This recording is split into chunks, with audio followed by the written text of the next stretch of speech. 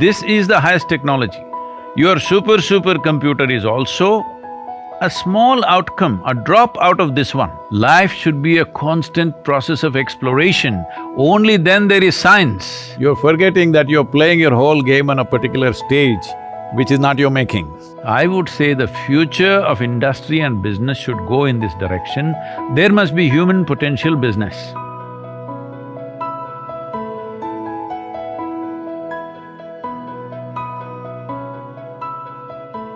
Namaskaram, Nivruti. Namaskar, Sadhguruji. Is it okay if we start this tech summit with a 1-minute chant? Yes, I would love it. Because the greatest piece of technology that I have access to is just this one, so let me get it to your picture. I would love it. Jananam sukadham Maranam karunam Milanam maduram Smaranam karunam Kalavashyadiha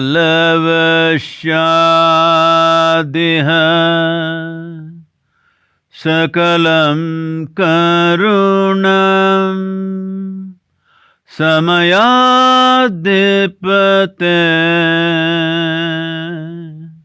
Akilam karunam.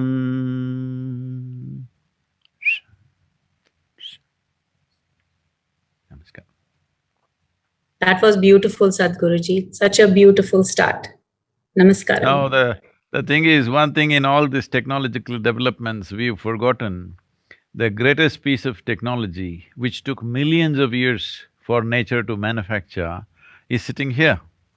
Human mechanism is the most supreme technology we have, and we have no education system where how to access this technology, how to keep this technology in its highest prime. But we're doing various other things, that is also important, external technologies. But if we want to really produce technologies which are significant for next few generations of people, it's most important that we access this technology because this is the super computer here. I'm saying this has micro compress processors which nobody can match. I'm not trying to depreciate your company, but this is made by creation. Very, very true, Sadhguruji. Like you're saying, it took millions and millions of years to get the smartness into the living beings. And you very correctly say the computers today can be equated to the earthworm's mind as compared to the human mind. So the evolution, like you say, is so worthy. So namaskara, Sadhguruji, and welcome to the Bengaluru Tech Summit. I'm very honored that I got a chance to talk to you. Nimmundige matanadu tirudu nana bhagya. Kannada ಉಪಯೋಗ ಮಾಡ್ತಾ ಇದ್ದೀರಾ, ಆದ್ರೆ ಕನ್ನಡದಾಗೆ ಕೇಳಿಲ್ಲ ಅದು ಸ್ವಲ್ಪ ಕನ್ನಡ ಕತ್ಕೋಬೇಕು. ನನಗೂ ಕನ್ನಡ ಕುಂಟುತ್ತೆ ಈಗ, ಅಭ್ಯಾಸ ಇಲ್ದೇನೆ ನನ್ನ ಕನ್ನಡ ಕೂಡ ಸ್ವಲ್ಪ ಕುಂಟುತ್ತೆ. To me, ಸ್ವಲ್ಪ Kannada. That's wonderful, you're making the attempt. Sadhguruji, the one question that I wanted to start with, it is a beautiful confluence of technology and spirituality. You're called the mystic, but let me start with a more basic question. No, let me correct the question. From a very high-level technology, which is the human being, to, you said earthworm like microprocessor you're doing. Yes. So two technologies. Very, very true. So that's how evolved you are in terms of, your inner technology. But Sadhguruji, the first question is a more basic question. Today, the world is facing the pandemic, and a lot of us are living in fear, are living in anxiety, living in pain. What are some of the things that you could suggest, very simple things that people could do every day to basically get the balance of mind and peace of mind. Well, it's a unfortunate reality that there is a pandemic, all right? Over 1 million people have lost their lives, and many people have lost those who were dear to them. And how they lost them is also very significant. When they lost their parents, some of them even their spouse or their children, they couldn't be there. They could not even attend the funerals. Forget about tending to them, they could not even attend to the funerals. This could leave a huge scar in their minds for a lifetime, because that's not easy to handle. People die, that's a different matter, all of us die. But at least you are there taking care, doing something that you believe, if not for them, at least you believe, because of your attendance, you feel some relief in that whole process. That relief is missing, so definitely a certain level of stress and anxiety building up. And as you know, there is economic losses and there are structural changes in our life. See, in the last 40 years, 39 to 40 years, I had never slept at home for more than 8 to 10 days. Now I'm sleeping on the same pillow for 4 months, 5 months, which I've never done. It's a welcome change for me, but it's a huge structural change. That means all the programs, all the events, all the schedules, everything called off. Well, at the same time, technology already had solutions, but we were refusing to use it. Pandemic is forcing us to use the technology. See, you and me are doing fine right now. You're in Bengaluru, I'm in Tennessee, but we're doing fine. Well, it would be a different thing to meet personally, but this is good. What is the point of technology, developing it and not using it? Having said that, well, the concerns of health are there. One thing is your fundamental concern of your own health and well-being and life. Another thing is the concern of your family and friends and people that matter to you. And the concern of loss of incomes, loss of business, closure of businesses, loss of employment, and structural changes in the society. You're not able to meet people, you're not able to attend to things that you had taken for granted, Simply, you want something, you just walked out on the street and bought what you want or met who you want, that's gone. So, these structural changes are actually impacting people much more than various other things. So, one important thing is personal concern about our own health, which is also an important aspect, because only if we are alive, all the other concerns are relevant to us. One thing is to enhance the immunity. Immune system can be greatly activated by doing certain simple processes. Right now, millions of people, particularly medical professionals, are doing these practices which we taught online. It's called Simha Kriya, which brings your immune system up very quickly. This is one thing we must do, because staying alive is a fundamental responsibility right now. And keeping people around us also alive is also equally important responsibility. The next thing is the mental situation. Staying physically alive is paramount. Next thing is your mental situation, because staying alive should not become a torturous process. Right now it is becoming like that, and the number of suicides are increasing. WHO is talking about suicide pandemic may unfold. So that is really, if the virus didn't get you, you're doing it to yourself, that is a terrible thing to happen in the world. But unfortunately, humanity is moving in that way. What is it that human beings suffer if you look at this? One thing is, if physically we get sick, physical suffering will happen. But that is a small percentage. The real suffering is mental suffering. Mental suffering essentially means you suffer your own intelligence. If you had the brain of an earthworm, because you brought the earthworm in, if you had the brain of an earthworm, you would be quite peaceful.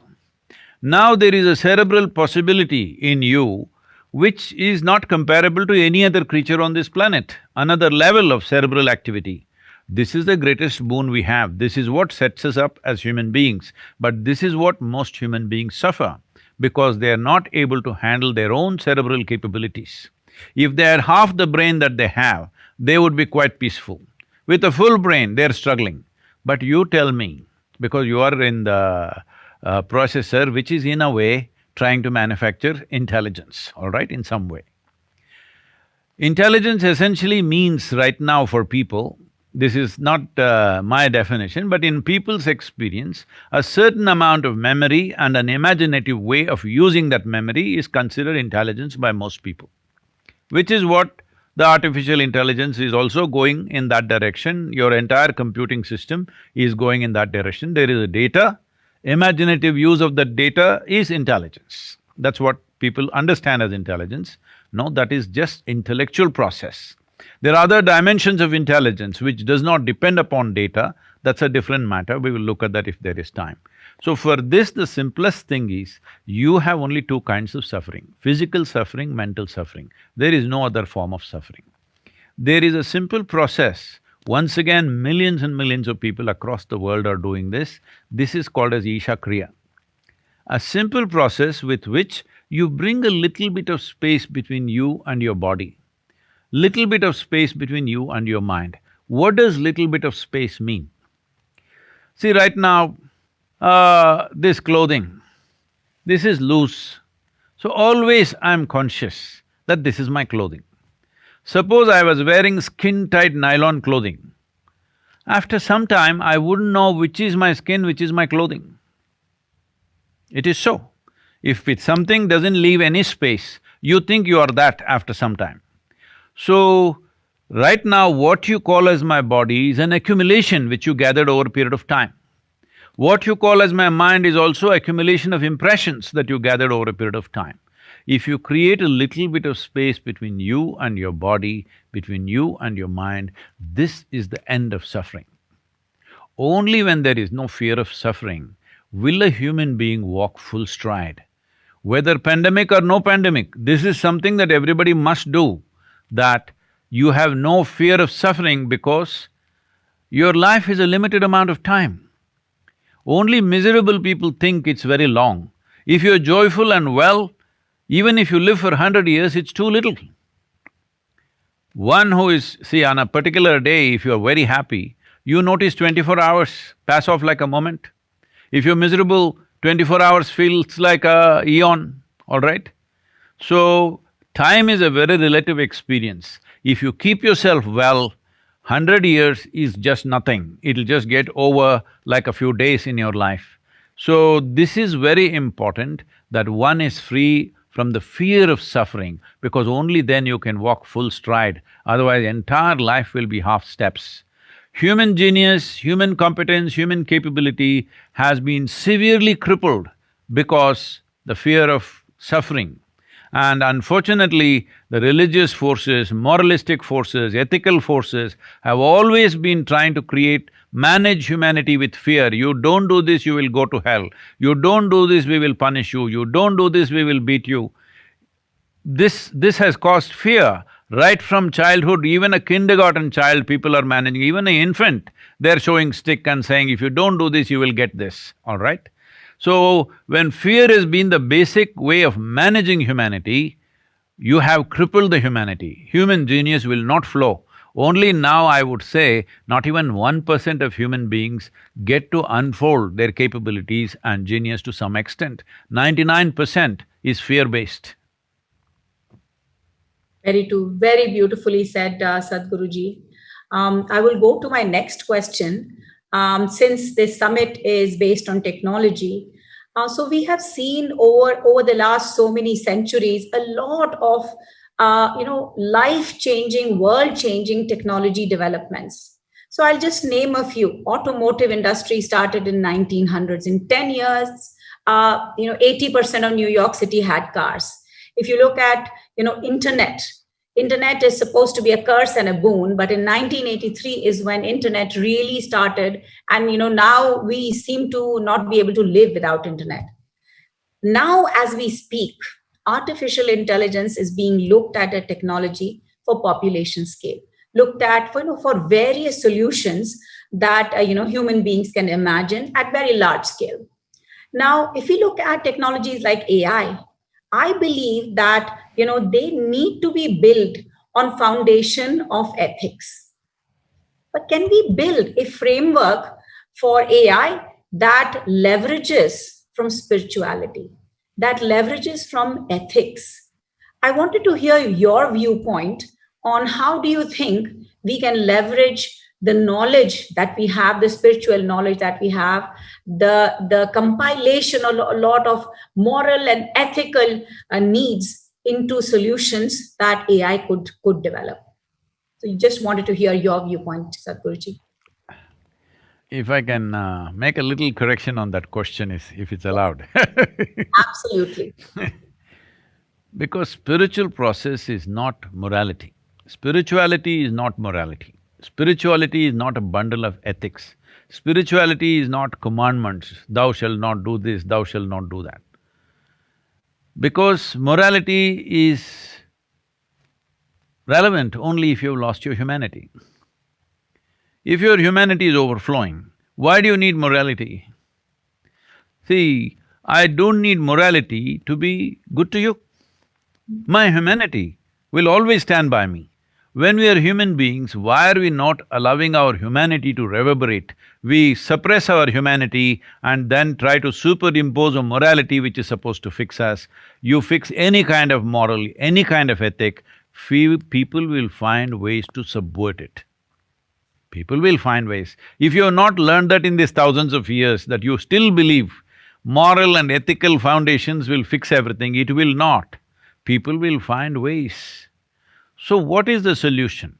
Definitely technologies are advancing like we had not seen in the past, but at the same time, as I already mentioned to you in a conversation, the highest technology on the planet is this one, human mechanism. What evolution means is, from an amoeba, from a single-celled creature, which itself was a great happening, from elements that were there, single-celled creature, from there it has come to this place of this level of complexity, sophistication and competence. This is the highest technology. Every other technology that you are doing, your supercomputer is also a small outcome, a drop out of this one, isn't it? Very true. So when you have this technology, why is it we have not even given users' manuals to our children and to ourselves? We still don't know how to use this. This has become a big mess. Right now, human beings are only suffering their own intelligence, their own competence. If they were an amoeba, did you have to teach them how to meditate? I'm asking. They would be just fine, isn't it? So unfortunately, human intelligence has been left unused, mishandled and turned against ourselves in so many different ways. Now we are going for technologies. Whatever the technology, the important thing is who handles it, right? The impact of the technology upon the world is not determined by technology alone, who handles it. Just something as wonderful as a phone, cell phone, okay? We are a classic example as a generation of people because half our lives or more than half our lives, we did not have such an instrument. Suddenly this thing came, initially we didn't figure what it is. Once we realized what it is, we grabbed it, all right? There's another generation which has been born into a cell phone, or maybe they came out of a cell phone, I don't know, because it looks like that, because they keep looking right there all the time. But we know how significant a difference it's made in our lives, this simple instrument. Otherwise, I used to make these calls. There was a time I'm driving across India when I'm building Isha Foundation, I'm talking about 35, 40 years ago. Now I have a call day. When I'm driving on the highway, I'll always be looking for one of those blue-colored half grill and half metal thing, which would be hot as hell. To make a call, I will look for something where there are not people and other things, then I stop. Once in 15 days, 20 days is my call day. Those days I don't have a telephone book or anything. 700, 800 numbers and names, I remember, the PIN codes and the works, international, national, everything. So I go there. First thing is I'll give 5,000 rupees to that guy. He's surprised because normally calls are 20, 30 rupees. Here I give him 5,000, I say, just keep it. Then I go into call, my calls go on 4 to 6 hours. Then other people come, they want to make their short calls. They're all screaming from outside, but that guy manages them because I've already paid advance to him. He's a big customer I am suddenly. So once in 15, 20 days, I make all these calls. By the time I'm finished, my forefinger is almost falling off. Tar, dialing that. Today, if I'm driving or even on a motorcycle, if I just say the name, my phone calls. Yeah.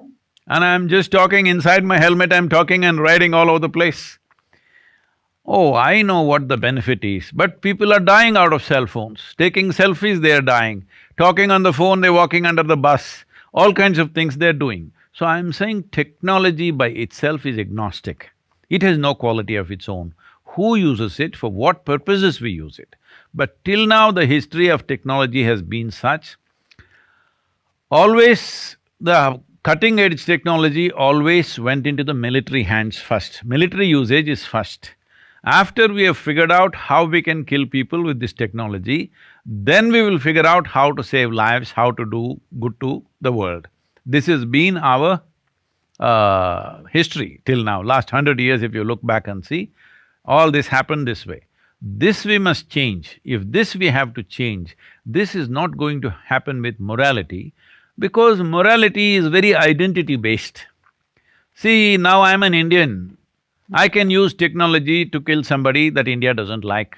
Now I'm an American, I can use this technology to kill somebody who's not an American or who I perceive as against America. So I'm saying your morals, ethics, values are all very identity-based. This is why spiritual process is significant, because spirituality means your experience of life has transcended your physical nature. Correct. Your physical identity of my body is my first physical identity. Then comes my family, my community, my nation, my race, my religion, variety of caste, creed, whatever else. Isn't these identities, even if I have a simple stick, I will use it against those who are against my community, against my nation, against my race, religion, whatever. If I have a knife, I will use that. If I have a computer, I will use that. If I have a bomb, I will use that. If I have the greatest piece of technology, artificial intelligence, whatever, I will use that, because this is identity-based. Our intelligence, everything functions around our identity. So what needs to happen in the world is, this limited identity must go. We had this well established in our country, which we killed it with British education. Before starting education process in India, there was a process where we made sure the child stands up and says, Aham Brahmasmi. This means my identity is cosmic. Yes. Because education is seen as empowerment. If you empower a person who has limited identity, he is a disaster for the world. He may have good intentions, but his good intentions will be limited to his community, his nation, his race, his religion, like this. It is important we raise human beings in a way where our identity is cosmic in nature, at least global in nature. Only if this happens, that genuinely, right from childhood, you came up in a way seeing that you are a global citizen or a cosmic citizen, you see that you are a part of this and everything is actually a part of you, only then this will happen. This is what spiritual process means, that your experience of life is one with everything. The word yoga distinctly defines this. Unfortunately, people think yoga means twisting and turning. The word yoga means union. That is, in your experience, you experienced everything as yourself. I mean, this is not some rocket science, this is so simple. See, if you're breathing, is it very difficult to understand that when you breathe, one part of your breathing apparatus are here, but the entire atmospheric bubble is your lung. Without it, you cannot breathe, isn't it? One is pumping in, one is pumping out, in and out, but without this bubble, can you breathe? So at least if you identify with your entire portion of your breath, you would be one with everything. We started a whole movement called Project Green Hands with this. When I saw the Tamil Nadu was moving towards desertification, I just made people sit under a tree and put them through a certain spiritual process where what you exhale, trees are inhaling, what trees exhale, you are inhaling. Once they experience this, you can't stop them from planting trees. They understood one half of our lungs are hanging out there. Today, out of this simple project that we started 20 years ago or 22 years ago now, over 38 million living trees they have created. They've changed the landscape of Tamil Nadu. Of all the places in the world, southern India, the green cover has increased significantly in the last 15 years. 11% increase according to Google Maps, 7.2% according to the government gazette, that green cover has increased simply because people experienced. So this is what spiritual process means. I need to experience you in some way as a part of myself. Then no morality needed, no ethic needed. This looks like a long shot, oh, is this going to happen? Well, nothing is going to happen if you don't strive. It's as simple as that. See, about in United States, right now I'm here. For example, 150 years ago, 97% of the population was illiterate. Today, everybody can read and write. Why? Because they created the infrastructure of schoolroom, created the infrastructure of teachers, isn't it? If we don't do that, there will be no happening. There are many countries which are still illiterate. Why? Because there's no infrastructure. Similarly, to turn inward, to experience the deeper dimensions of our lives, there is no infrastructure. This is what we are trying to build. We have the largest meditation hall in Western Hemisphere here in United States. In India also we have facilities, but that's not enough for the population. As there are schoolrooms, as there are hospitals, as there are toilets, is it not necessary something for your inner well-being should be everywhere? But today, this has become possible much more because of technology. Today we are reaching out, I'm saying we as one organization, we're reaching out to more than 1 billion people in a year. This was never possible before. Many great beings have come on this planet, but when they spoke, 10 people could not hear them. When they spoke, hardly 10, 25 people will listen to them, and we do not know in how many ways they'll misinterpret them. Today, because of technology, see, I am sitting on this part of the world, you are sitting there, we are talking, we can address every human being on the planet. At this time, when we have such technologies, if we don't strive to transform human beings, that means we don't care. I completely agree with you. What beautiful explanation. And if I were to just summarize into one line, I would feel that, what you're saying is technology should be handled by human intelligence and governed by human-centered rules, look within. And I would just want to say one phrase also, which I thought you said beautifully. I read this in Gita. It says, Buddho Sharanam Anvecha. Take refuge and in your buddhi, in your intellect. So going to the next question, Sadhguruji, I will bring, Einstein. And everybody looks at Einstein as a great scientist.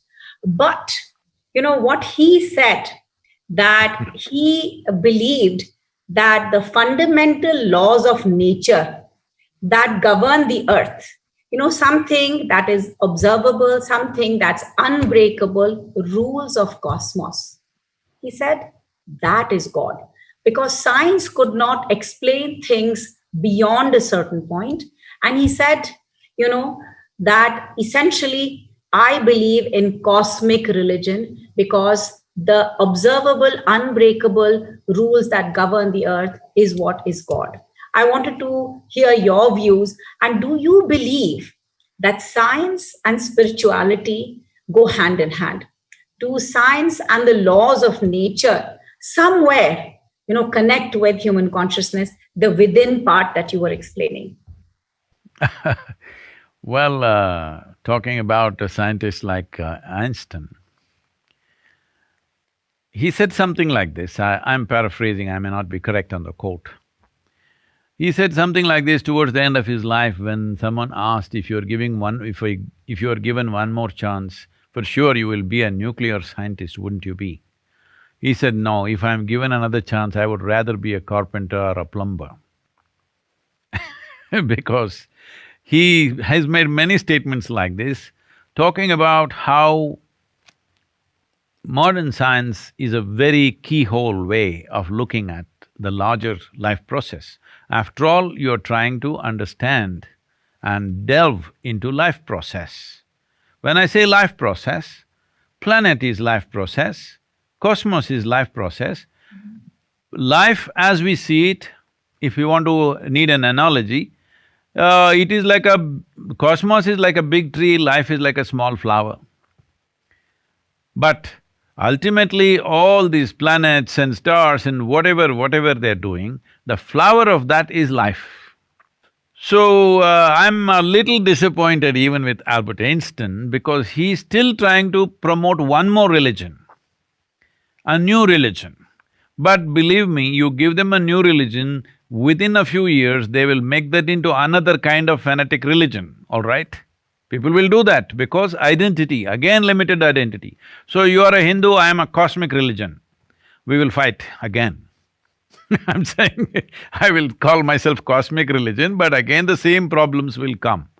So, probably in his time, he could not speak in any other form, probably, in those time, at that time in the early and middle part of 20th century, maybe language wouldn't allow, so society wouldn't allow any other way of speech, probably.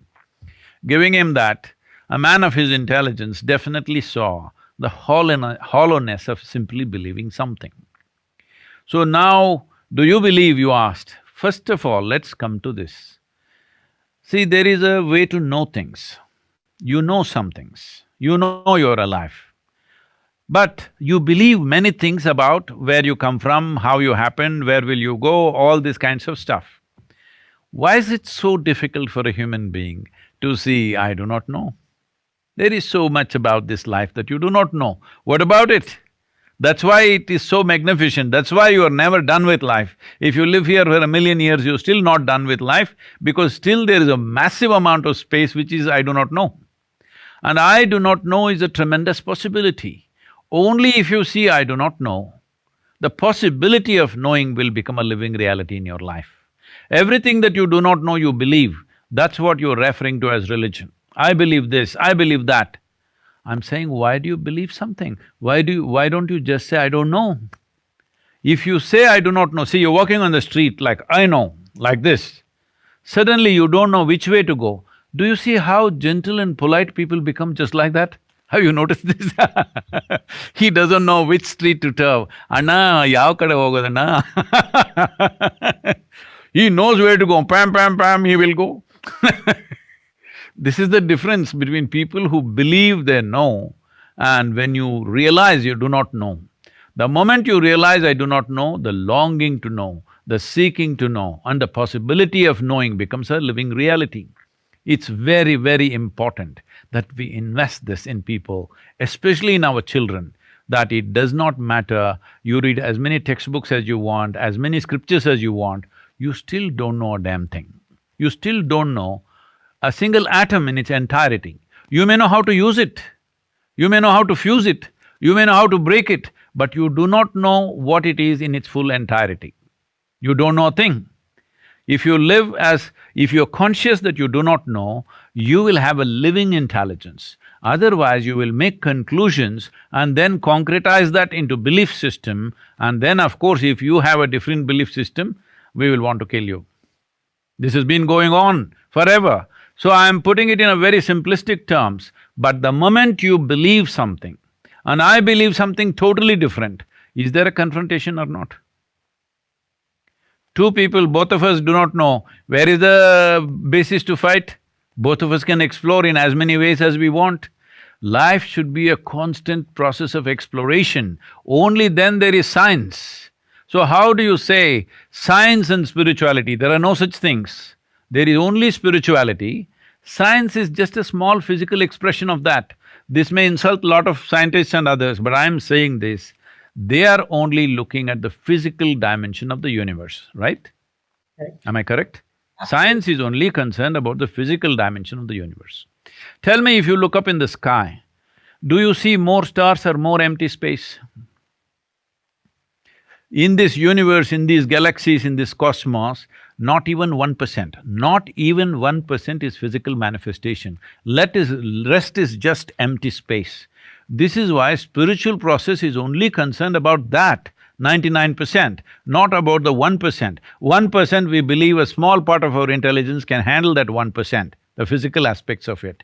99%, what is the nature of what it is? And how come where there seems to be nothing makes everything happen? So this is what the word Shiva means in India. People think he's one man who sits on the mountain. No, the word Shiva means that which is not. Our concern is always about that which is not. In the yogic culture, we are always encouraged to invest or identify with our ignorance, never with our knowledge. Because even if you have read the libraries of this world, what you know about this cosmos is a minuscule. If you identify with this knowledge, you will become a minuscule. But our ignorance is boundless, isn't it? If you identify with your ignorance, you will become boundless. See, that's why I'm like this, ignorant and wonderful. That's I beautiful. can tell you a small little joke that was going around some time ago. It once happened this happened in 2050. So God, because the scientists of the world sought an appointment with God. And they went there. They told him, hey old man, you've done pretty well, but it's time you retire because everything that you can do, we can also do. God said, oh, is that so? What can you do? So they picked up some soil and did whatever processes they did for a period of time, and it became a living infant and started crying. God said, well, that's pretty impressive, but first get your own soil.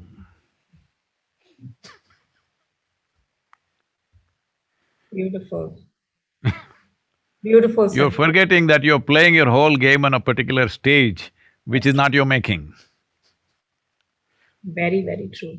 And, I completely agree with you and believe that at a certain point, science comes to a halt. And that's where they turn to, things that cannot be explained, and turn to spirituality, or believe that, there is something more beyond science. One of your talks that I was listening to, Sadhguruji, one girl asked you about happiness and joy, and complication of happiness comes from within and joy is coming from outside. And you explained very beautifully that expand the happiness that's in within you. Search within you that the complex, processor that we are. And immediately I got reminded of, every time when we are trying to explain a variable, we try to say, okay, what are the variations that explain this variable? But we also have some random explanation that, we don't know where it comes from. And reality is science tries to maximize the explained variation and leaves very little to chance. And that's exactly what you said. You said, look for joys from within.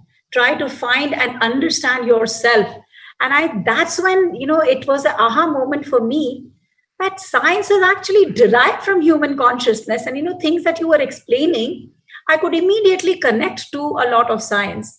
So I fully agree with you that there is so many things unexplained. And the minute we say, I do not know, it just opens up so many doors of research and experimentation and learning, which we all must be, doing every single day. No, it's not that we say we do not know, we do not know, that's a fact. Yes, absolutely. And Absolutely. above all, today modern science is talking about how human experience has a chemical basis. Suppose you lose your peace, you go to the doctor, he gives you a pill and it makes you peaceful for a period of time, something like this. Yes. Well, today people have gotten to this, if they want to be peaceful, they should have a glass of wine. If they have to be happy, they must have something more. If they want to be really ecstatic, there are other things which are all becoming legal now. You saw the Oregon state, everything is legal. So I'm saying for everything, to be healthful, to be peaceful, to be joyful, to be blissful, you need chemicals from outside. But The greatest chemical factory is right here. The most sophisticated chemical factory is right here. There is no chemical process happening in the world which is not happening here. Everything that happens on this planet in some way is happening in this. When you have such a complex chemical factory, the question is only whether you are a wonderful or efficient CEO or you are a lousy CEO.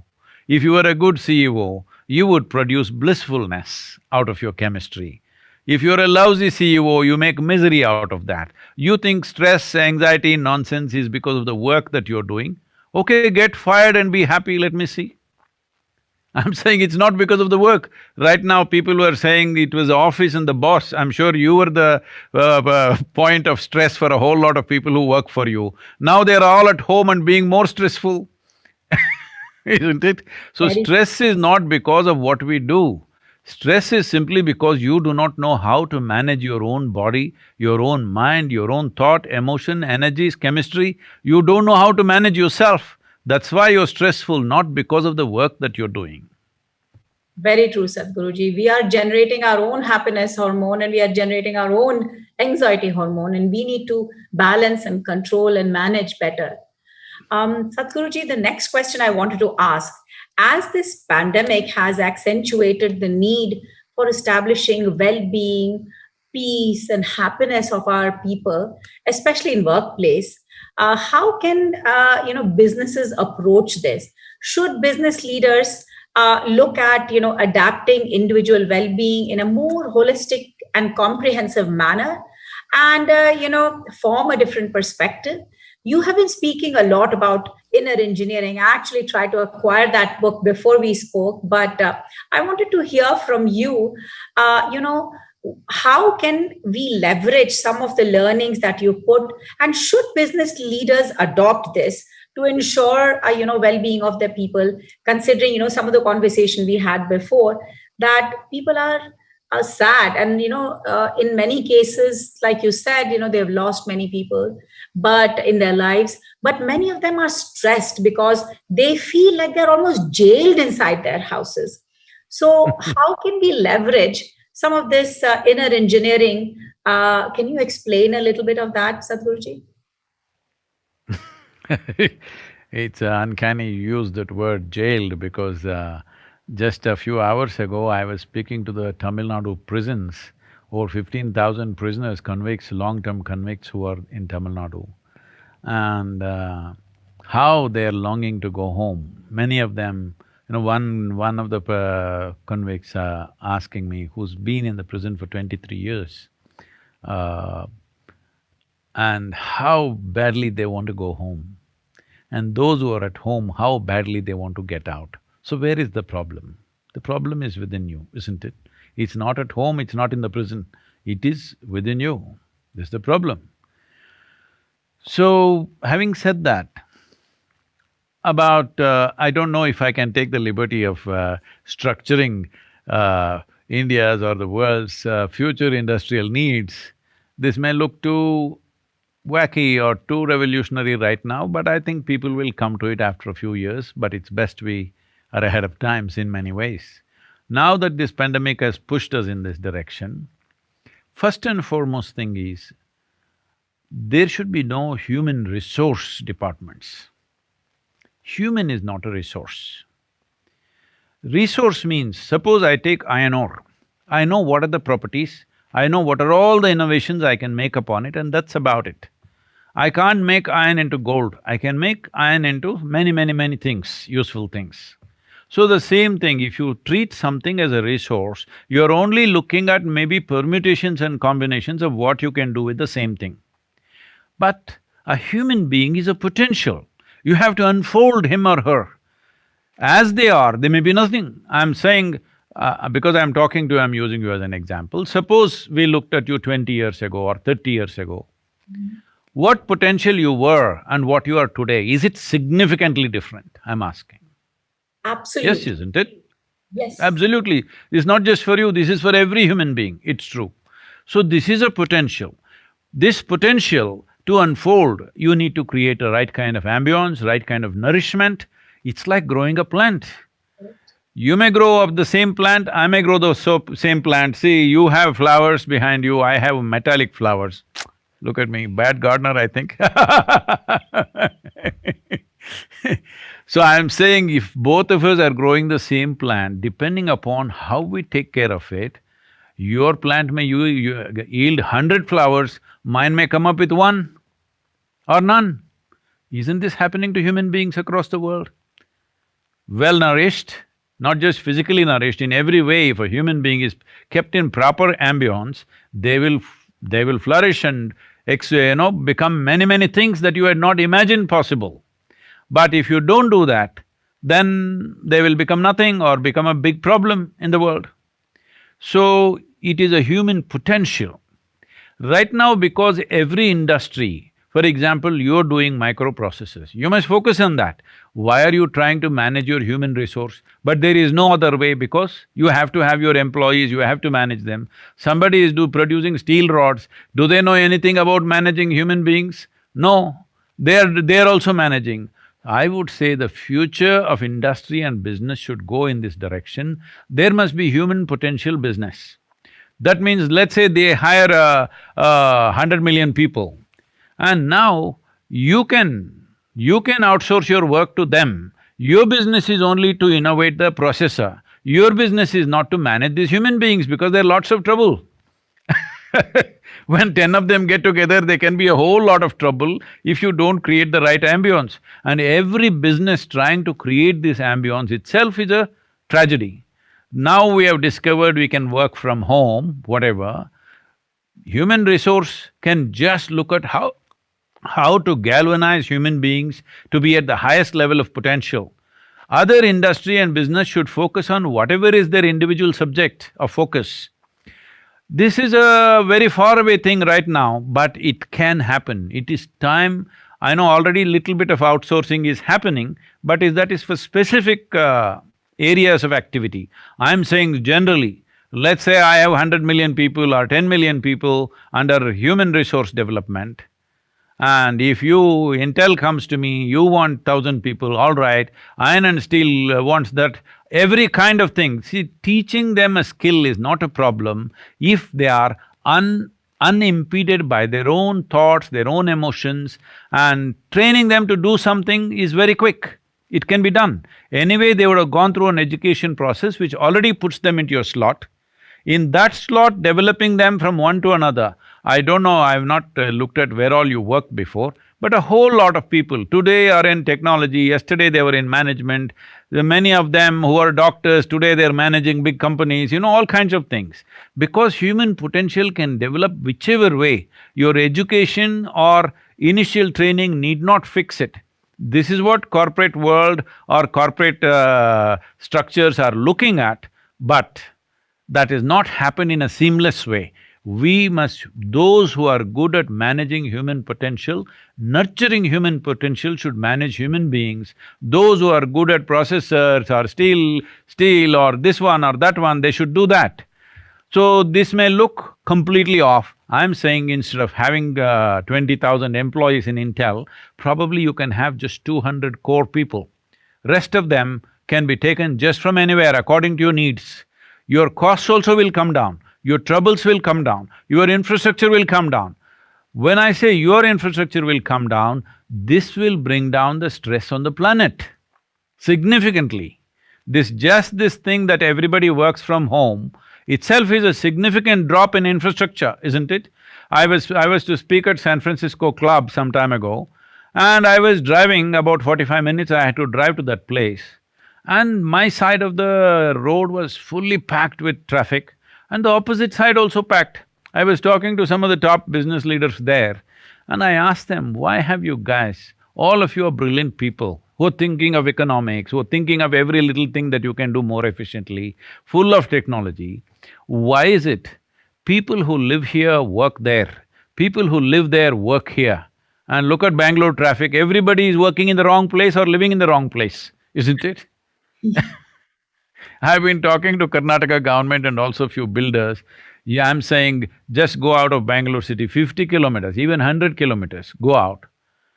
Take 50 acres. Anyway, you have 2 FSI permission. Just 1 acre, build 100 floors. Remaining 49 acres, have a wonderful forest. This building should have housing, offices, at least school up to 7th standard, little bit of shopping, a small theater, whatever you want. That is 5 to 6 days in a week, you don't step out of the building, you stay in your own thing. Completely, no power lines, no sewer lines, nothing. It can be completely self-sustained. Above all, children will get to grow up in good atmospheres. Right now in Bangalore city, if they step out of their home, they are into the traffic.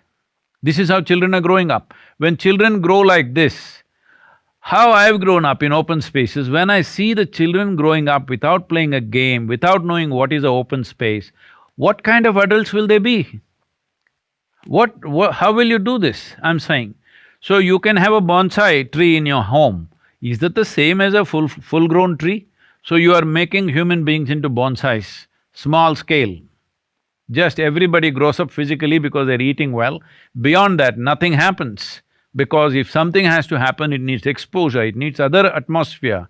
You need many things to happen. I must tell you this, right now pandemic everywhere raging. We are over 4,000 people in the yoga center in India, not a single infection. 47 villages that in which we are managing, there have been barely any infections, a few people only who came from outside. Chief Minister mentioned in one of his reports, how come in this area there are no infections?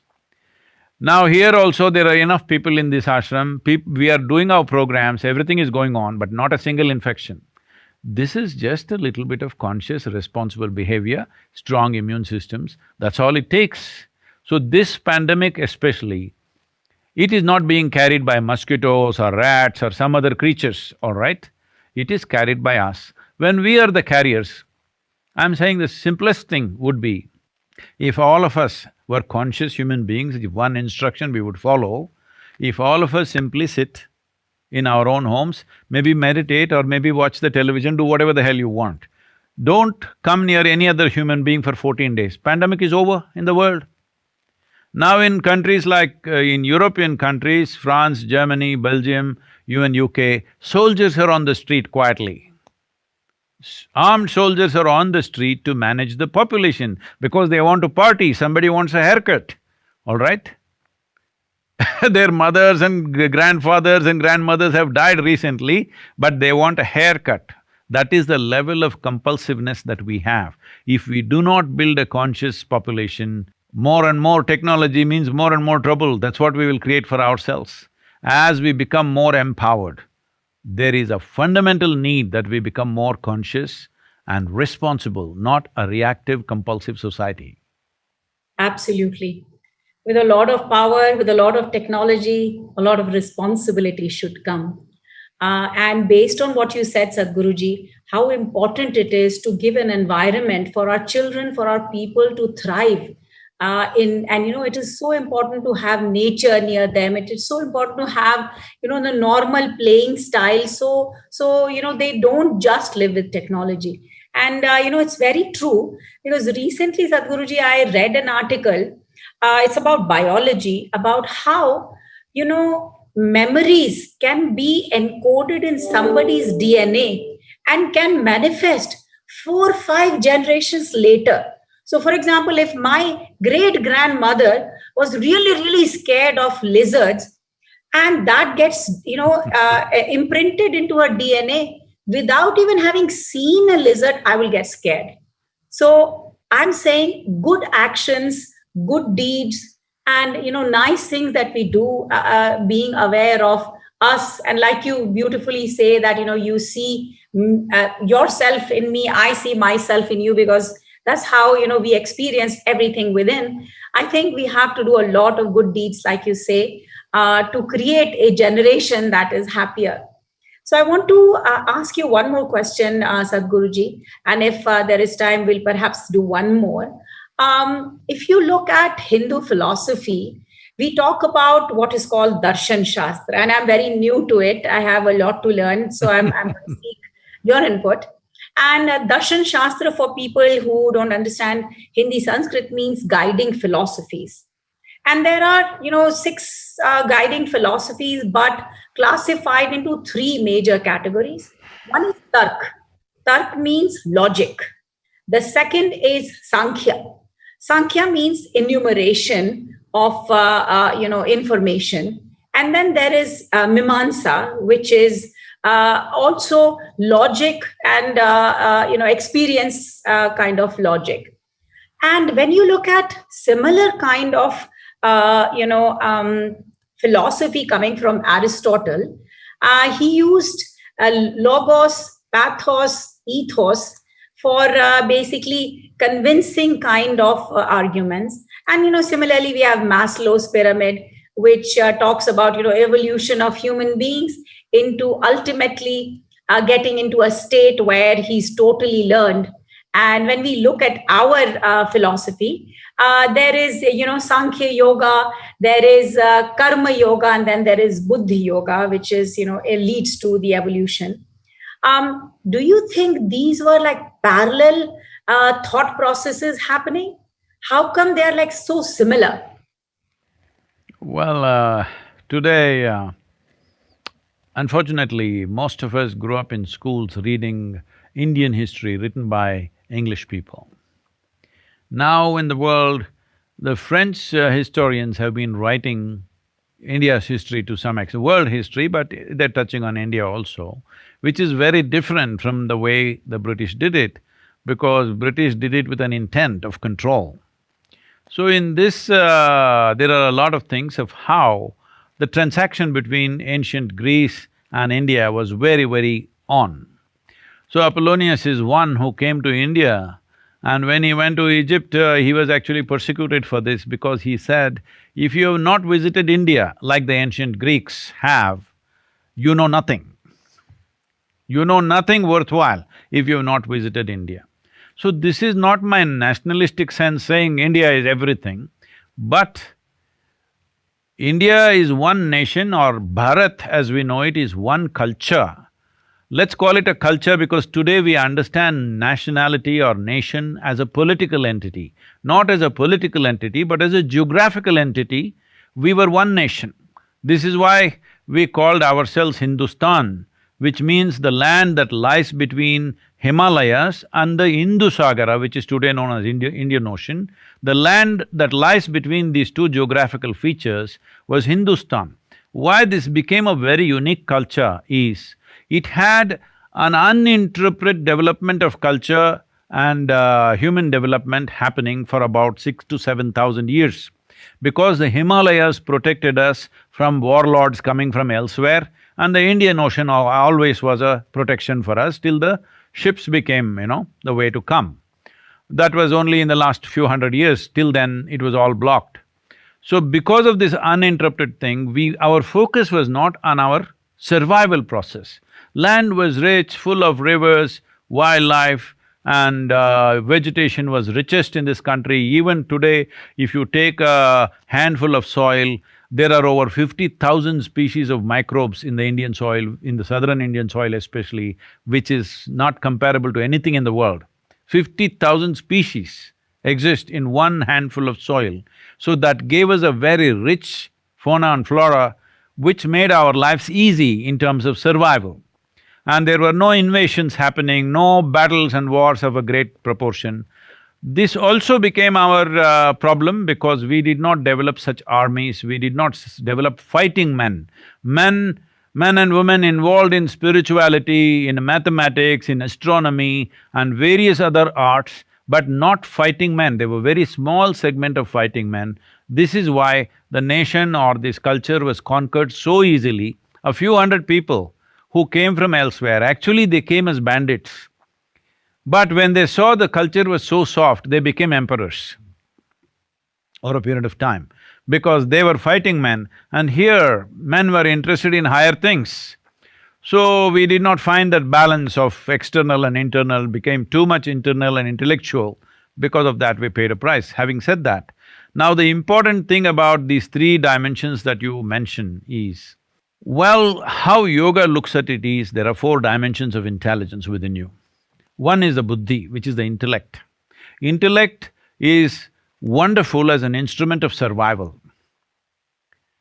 You can survive in this world only if your intellect is reasonably sharp. and you want it sharp. Everybody, if you ask any human being, you want it, your buddhi sharp or blunt, you would say, I want it sharp. So it is like a knife, it's a cutting instrument. If I give you a cutting instrument, first thing is you must know where to hold it. If you hold the blade side of it, the harder you hold it, the more it'll hurt you.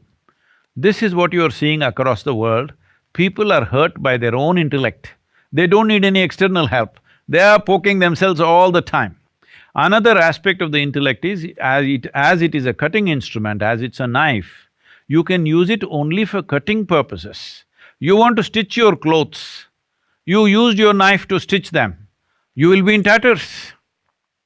That is what is happening to human life right now with modern education, where we recognize only intellect as intelligence. For this we paying a heavy price. Other dimensions of intelligence are not coming forth. Now people are beginning to talk emotional intelligence. But the way you think is the way you feel, they are not two different things. Because how you think is how you feel, they're not separate. It is just that one is a more sappier part of the intellect, which is emotion. But there are other dimensions of intelligence within you. The next one is called as ahankara. This is the identity. Ahankara does not mean ego, it means your identity. As we already went through this, I'll skip this because your identity determines how your knife functions. If my identity is such that I feel you are a threat to my identity, my knife will poke you. This is how human intellect works. I think I am this country, I belong to this nation. Now my intellect constantly works how to protect this identity. I see things like that, I feel things like that. If I just see my flag, tears will come to me, you know. Just see how it works, the identity. It is your identity which makes you feel tomorrow is your son's birthday. It's your identity as a mother, happy birthday to him anyway. It's your identity as mother which makes you with all these emotions. How come? Another child does not invoke the same emotion. Even though you may be kind and nice to the other child, he does not invoke the same emotion simply because of identity. Don't think it's because of genetics, don't think it's because of blood. Because at the time of birth in a hospital, if a child gets exchanged, still you will love the child just as yours, not knowing what it is, because it is the identity which makes all this happen. So human intellect is always trying to do things according to its identity. This is why I said you must have a cosmic identity. That is when your intellect will function for everybody's well-being. That is when human intelligence can be harnessed for larger things, that you will not be a consequence of your individual ambition, but of a larger vision for everything. The third dimension is called as manas. The question that you asked, how if your grandmother had a problem with the lizard, that problem comes to you though you have not seen a lizard. Yes, today science is accepting this, but forever we've been talking about samskara. What is your samskara? Because of your samskara, you're experiencing things in a certain way. What we call as manas is a silo of memory. Silo of memory means here there is elemental memory, there is evolutionary memory, there is genetic memory, there is karmic memory, there is articulate and inarticulate forms of memory, there is subconscious and conscious forms of memory. Right now, most of the memory that you use in your daily life, in your work, in your family, all this is just conscious memory, which is a thin veneer. It is not really much, it's just a thin sheet, that's all it is. Rest is all unconscious. When I say unconscious, see right now, see whatever you eat, let us say, let me not use you as an example, you're a big CEO, I can use myself. Suppose me and a dog eat the same food for next 1 year. There is no risk of me becoming a dog or the dog becoming me, because there is properly encrusted memory, evolutionary memory in this, that this is a human being. Whatever you put, it only becomes a human being, because every cell in this body has a microprocessor which clearly remembers this is a human being. It will never confuse itself. Next thing is, it doesn't matter, you come to another country and eat their food, you will not become like them. Your genetic memory decides that you are like this only no matter what. Similarly, karmic memory also plays the similar kind of role. Depending upon your karmic memory, various likes, dislikes, what you are drawn towards, what you are repelled from, all this thing is there. But the entire spiritual process is about distancing yourself from this. Because if your memory should be a platform upon which you stand and able to reach out for something higher. But if you sink into your memory will become a trap, because memory means it's a boundary.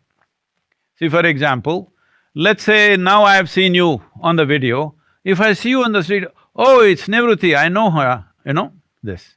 Suppose I have not seen you, I've just been talking to you on the phone, and you come on the street, you're a stranger, you're out of my memory board. That's all it is. My memory is my region of operation, my memory is my boundary for my existence. What is beyond my memory, in India we'll say it's stranger, in America we say they're weird. Somebody who doesn't look like me, doesn't feel like me is a weird creature, all right? So, essentially memory is a limitation, but it is only with memory you are who you are. It is a tremendous possibility, but it's a limited possibility. So there is a fourth dimension of intelligence called chitta. Chitta means it is an intelligence, it's pure intelligence without an iota of memory in it. That means if you touch your chitta, you become boundless in your perception. So in the yogic parlance, there is a mischievous way of saying this. The yogis say, if you touch your chitta, God will become your slave. For this you may get killed in many cultures, but in yoga we say if you touch your chitta, God will be your slave, because you don't even have to ask what you want. Simply what is needed will happen for you all the time. So these are the four dimensions of intelligence. This Tarka, Sankhya, Mimamsa, this is a way of dividing the intellect. The front end, the knife you're dividing as the blade and the handle and the hand and whatever like this, but we are looking at intelligence per se, these are the four dimensions. But unfortunately, our education systems have given us this feeling that memory is intelligence. This is the greatest harm we have done to humanity, is making them believe memory is intelligence. If I can read the damn textbook and remember every word, everybody thinks I'm brilliant. But today your chip can do it. Hello? It can remember more than I can remember in my head. A simple, my phone has bigger memory than most human beings on the planet. Yes. That's why they call it a smartphone, because you call something smart only when it's smarter than you. Very true. I think smartness of gadgets and technologies are only augmentation. The intelligence, like you said, is within. So Sadhguruji, the last question I'm asking, I know we are running a little bit, beyond time, but it is important because in Karnataka, we will be now looking at process of disseminating vaccines. So as COVID-19 vaccine becomes available in India, and then the whole world is grappling with the decision as to who should be vaccinated first.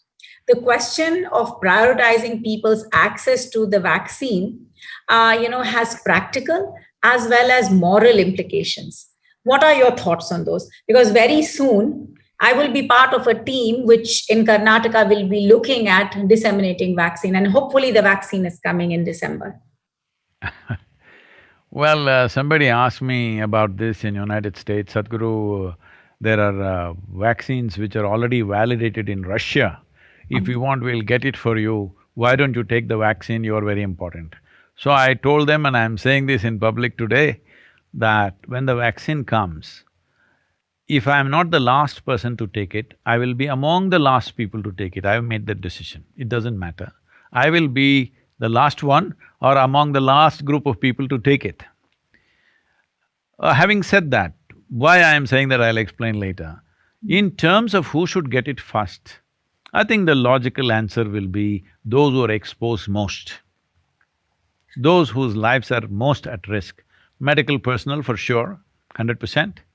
Police personnel who are active in duty, and unfortunately many officers have died, both in India and outside the country. And vulnerable populations like comorbid people who are like over 65, 70 years of age. But they can also restrict their lives and control it. But more vulnerable means more exposed. People who are working on a daily basis. It may be just somebody who, sweeps the floor in a railway station. It could be all those people who have to go out to work to make a living today. They must get it first. It is very important if you want to stop the pandemic. But whatever you do, people who have the money and influence will try to get it in their own way. So I feel this will be very controversial, what I say just now, what I will say just now, but I would want people to think about it without reacting. I would say you must also make it available to rich and powerful and charge them big time. Let's say it's 1 lakh rupees for the vaccine. What we should do is, if somebody pays 1 lakh rupees for the vaccine, I don't know what's the cost, I'm just assuming, if it's 100 rupees cost for the vaccine, then this 1 lakh should be given. If one rich person or one, economically capable person gets it out of turn, that many vaccines must be given to people who cannot afford it. Some kind of adjustment, because ultimately you will need money to distribute. Yes. You will need economic prowess to distribute. So those who think they can pay for it, they must pay heavily so that others can get it, but that must be made mandatory, that underhand people will start getting anyway. Please understand this. I'm saying this just to prevent the corruption.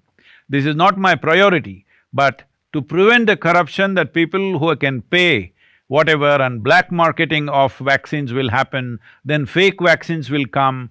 It is like liquor, when you ban the liquor, all kinds of things will happen. Suddenly, so many people will die consuming some spurious liquor. The same things will happen. Somebody will start selling gutter water as vaccine, and suddenly so many people will die.